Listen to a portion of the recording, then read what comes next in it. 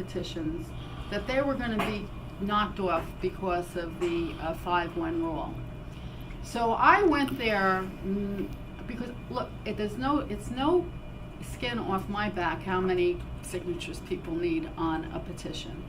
So I went there to make sure people did not get thrown off of the ballot, because that would not be the right thing to do.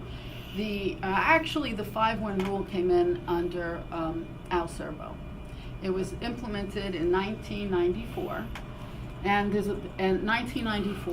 and it was implemented after votes taken by the Democratic committee and the Republican committee voted, and by resolution, voted to do the 5-1 rule.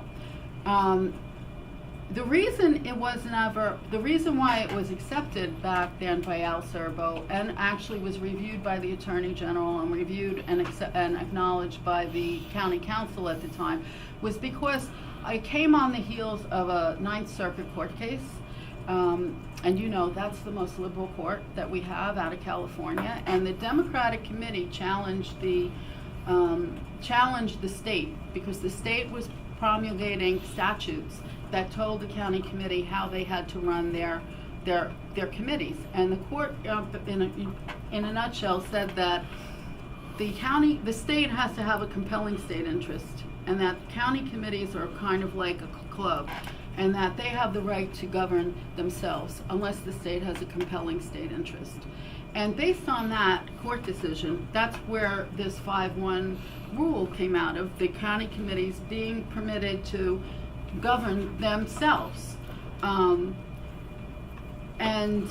It was accepted by all of the county committee chairs, including the current one, except until this court case came out. But so it's basically the silly season where you have to find something to something to bring up, and I mean, they can't attack me on my record. They can't attack me for bringing the services out to the public. They can't attack me for the Operation Give Back program for the veterans, or the senior programs that I have, or making the passport, being responsible for the passport division to become get the accolades that it has, and the increase in people coming into the office for passports. We've increased it by over 100%.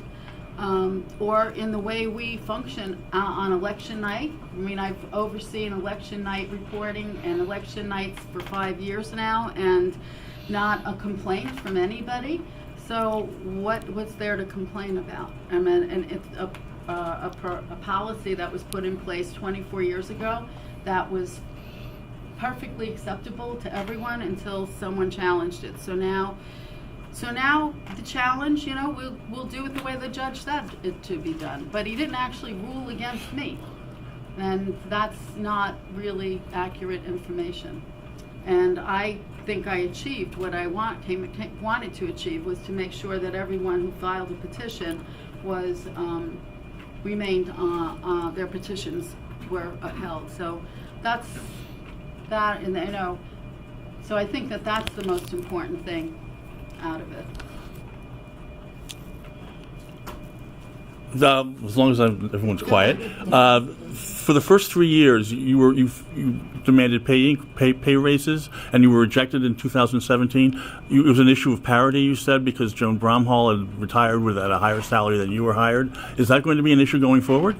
I haven't made that an issue going forward, and I think I'm being paid pretty well at this point. I'm satisfied with it. It was an issue for me when 7 days before I took office, after acknowledging what the salary was, that I received a 10% cut. That's what happened. That's made me very upset, and I think that would make anybody upset. And why were you cut? The resolution says that all new incoming constitutional officers will receive 10% less in salary than the salary received by the outgoing constitutional officer. And is that a freeholder? It was the freeholders. The freeholders. And no It's within their explanation right to beyond do that. There was no explanation for it. I mean, it is within their right to do it, but I just thought it was wrong to do it 7 days before. And when it was asked what the salary was in the newspaper, it said what her salary was. And so I just thought that was quite unfair. And I am the only female that is a constitutional officer, and I just felt that was a wrong thing to do. You mentioned the upgrade